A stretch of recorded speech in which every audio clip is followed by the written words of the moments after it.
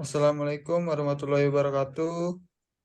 Perkenalkan kami dari kelompok 5 yang beranggotakan saya sendiri Zandi Ferdiansyah, yang kedua ada Ahmad Reza Ferdian, yang ketiga ada Frizan Faisal, yang keempat ada Reza Ahmad Fauzi, dan yang kelima ada Alexan Ditya Prasetya. Kelompok kami akan mempresentasikan topik tentang pengembangan aplikasi e-commerce dengan metode Feature Driven Development. Abstraksi. Penelitian ini dilakukan untuk mengembangkan aplikasi e-commerce yang berfokus terhadap penjualan barang bekas. Konsep aplikasi e-commerce thrift door dibuat karena belum adanya platform khusus yang berfokus kepada penjualan dan pembelian barang bekas. Dalam pengembangan aplikasi e-commerce, Feature Driven Development dipilih karena dapat memudahkan development aplikasi yang mempunyai arsitektur kompleks. Hal ini dapat dilihat dari aplikasi e-commerce yang mempunyai beberapa fitur dalam satu laman. Proses pembuatan aplikasi e-commerce dimulai dari riset kepada pengguna, pembuatan use case dalam sistem, penentuan fitur aplikasi, dan diakhiri dengan testing. Dari proses testing dapat diketahui apakah aplikasi akan layak untuk diluncurkan ke pengguna atau perlu perbaikan. Pendahuluan. Pada tahun 2020, banyak platform jual beli online atau e-commerce yang ada di Indonesia. Platform tersebut memudahkan pembeli untuk membeli barang secara online dengan mudah melalui genggaman jari. Barang yang disediakan di platform tersebut bermacam-macam, dari mulai kosmetik hingga tiket pesawat. Dari pengamatan yang dilakukan di berbagai platform e-commerce yang ada di Indonesia, sebagian besar platform e-commerce hanya berfokus untuk menyediakan barang baru, sangat sedikit platform e-commerce yang berfokus menyediakan barang bekas. Hal itu dapat sangat menyulitkan konsumen, terutama dalam pencarian barang bekas. Untuk itu, Thrifter berusaha untuk menjadi platform e-commerce khusus barang bekas. Metode penelitian. Pendekatan penelitian. Metode yang digunakan dalam pengembangan web e-commerce adalah metode Feature Driven Development. Berdasarkan Palmer pada tahun 2001, metode Feature Driven Development adalah sebuah tahapan yang dirancang dan dilaksanakan untuk menghasilkan kerja yang berulang dalam rentan waktu tertentu dan mudah untuk diukur. B. Metode pengumpulan data. Metode pengumpulan data yang digunakan dalam penelitian tersebut adalah metode observasi, wawancara, dan studi pustaka.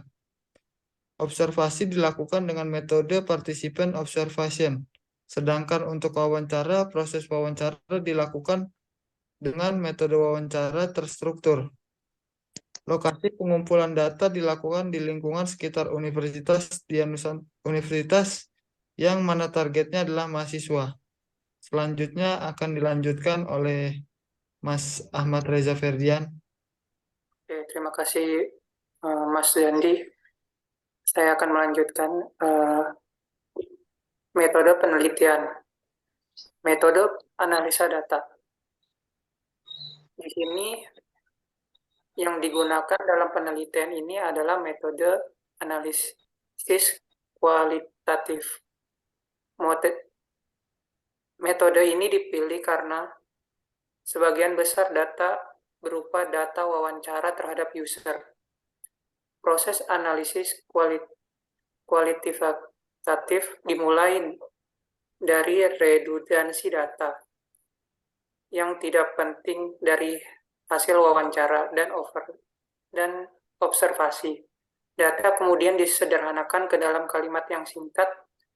Setelah data disederhanakan, kemudian dilakukan penarikan kesimpulan tentang fitur apa saja yang perlu ditambahkan atau diperbaiki.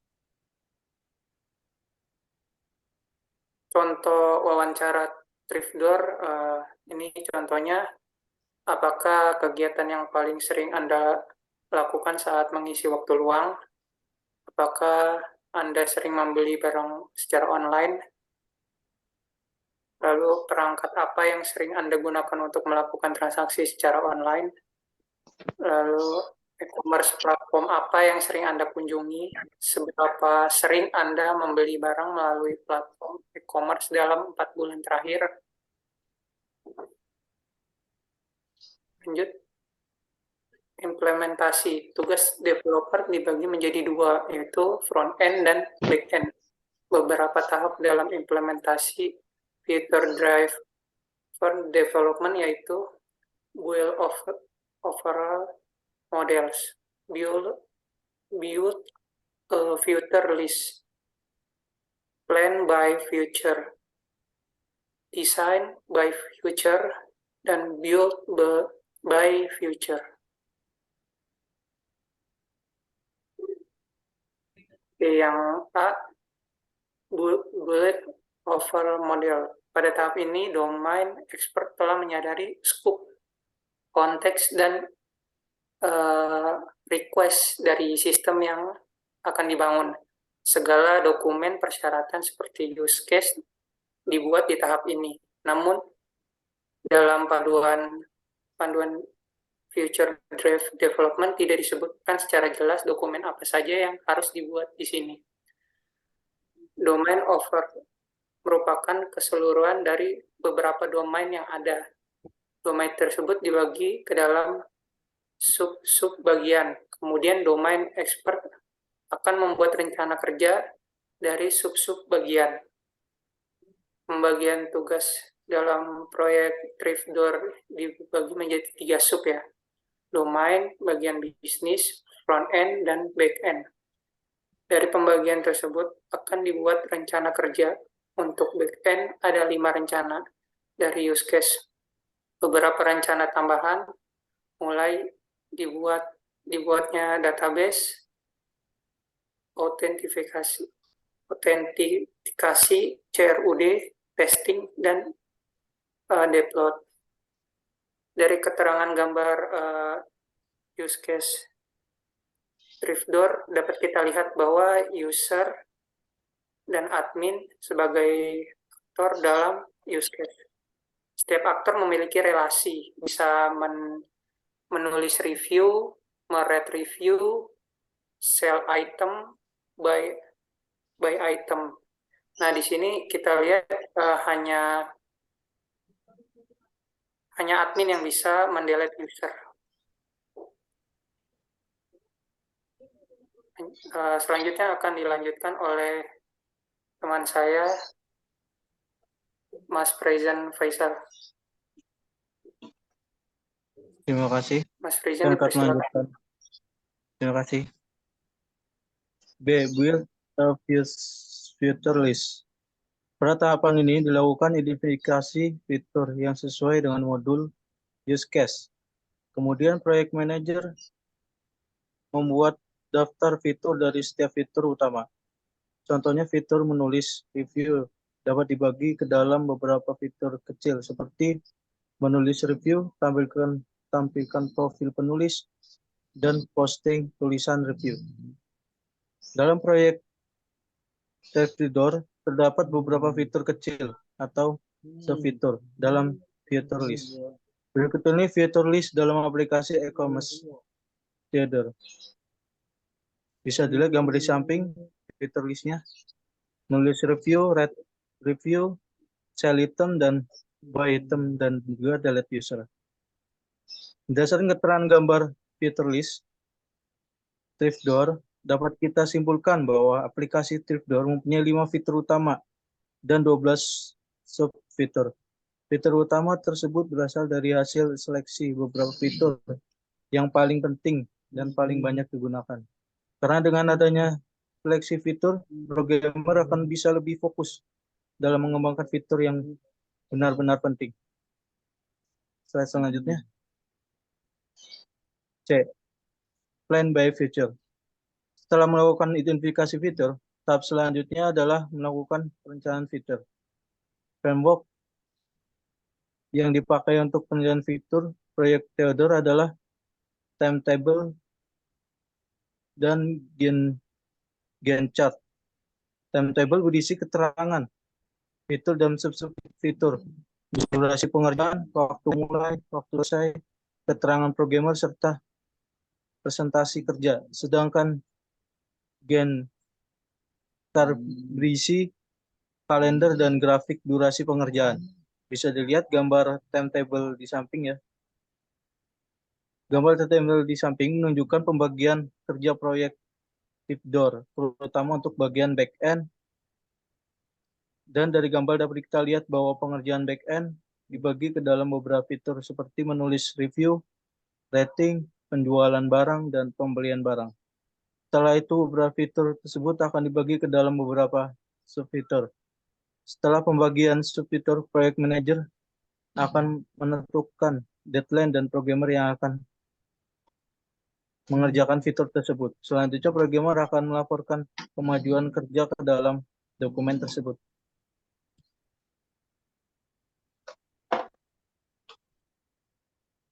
D. Design by feature.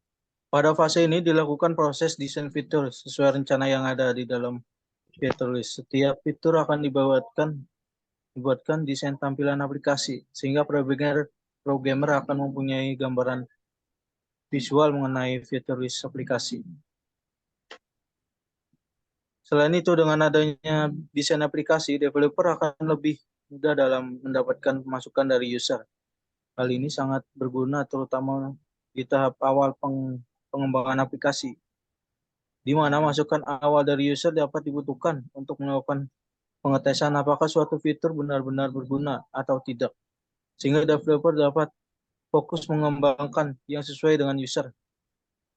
Bisa dilihat gambar compact builder di samping merupakan mengenai tampilan homepage dan tampilan barang.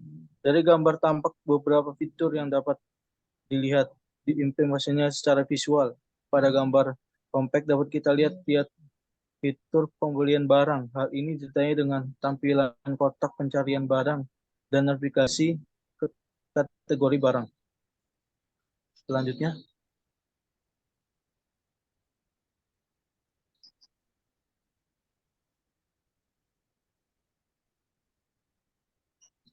gambar tampilan barang menjelaskan mengenai tampilan barang. Pada gambar ini dapat kita lihat review, rating, dan pembelian barang. Selanjutnya,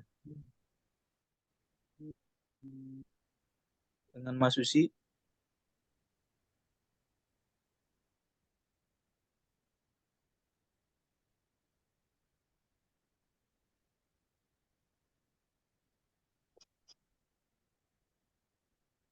Selanjutnya, dengan Mas Susi, bisa dijelaskan? Baik, terima kasih Mas Frizan. Saya melanjutkan. Gambar Gantt chart Trifdoor. Mohon Mas Eksan tolong dibesarin gambarnya. Baik, di sini terlihat ada week 1 sampai 4 ya, yang merupakan pembagian waktu dari Gantt chart. Jadi di sini terdapat input tulisan, tampilan tulisan, profil penulis, tambah rating, tampilkan rating, input item, terangan, tampilkan item, penjual, terangan, barang, dan kategori barang. Baik, tolong slide selanjutnya Mas Eksan.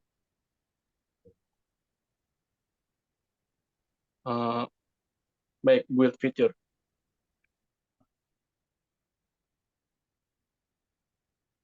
Setelah pembuatan use case, feature list, Gantt chart, dan visualisasi fitur, programmer kemudian melakukan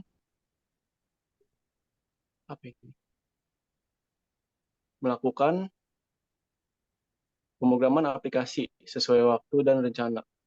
Framework yang dipakai yaitu aplikasi e-commerce Trifdoor Laravel, di mana Laravel berfungsi sebagai framework yang mengatur back-end server. Untuk database, aplikasi Trifdoor menggunakan MySQL.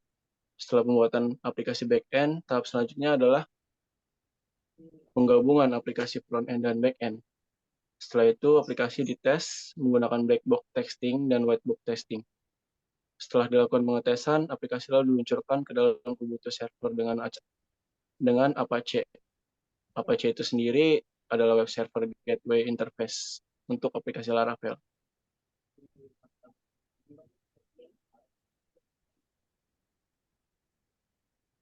Untuk review dari jurnalnya, kami mendapatkan proses pembuatan aplikasi e-commerce dimulai dengan melakukan riset pada pengguna, pembuatan use case untuk sistem, penentuan fitur aplikasi, dan diakhiri oleh tahap testing. Metode pengumpulan datanya itu pakai observasi, wawancara, sama studi pustaka.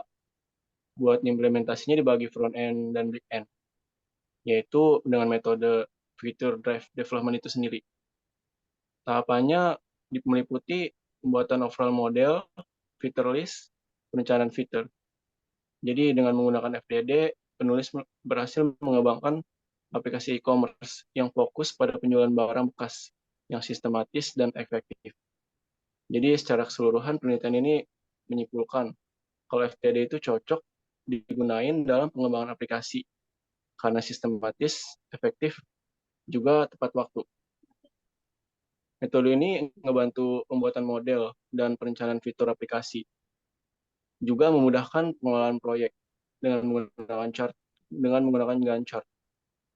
Jadi penelitian ini punya kontribusi dalam pengembangan aplikasi e-commerce yang fokus ngejualin barang bekas.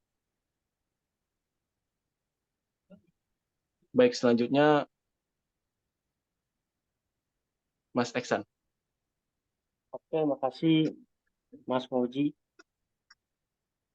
Untuk selanjutnya yaitu review jurnal yang kedua, perancangan sistem informasi manajemen pengolahan barang pada PT Jaya Refrigerator Indonesia menggunakan metode adaptive software development. Metode ASD atau Adaptive Software Development merupakan salah satu metodologi pengembangan perangkat lunak yang termasuk dalam kelompok metodologi pengembangan Agile. Metode ini menekankan adaptabilitas dan fleksibilitas dalam menghadapi perubahan yang tidak terduga selama pengembangan perangkat lunak. ASD mengakui bahwa kebutuhan dan persyaratan proyek seringkali berubah seiring waktu.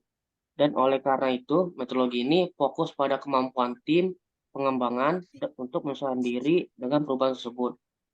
Metode ini berusaha untuk meminimalkan resiko dengan mengadopsi pendekatan interaktif dan kolaboratif. ASD terdiri dari 4 tahap utama, yaitu spekulasi, kolaboratif, adaptif, dan finalisasi.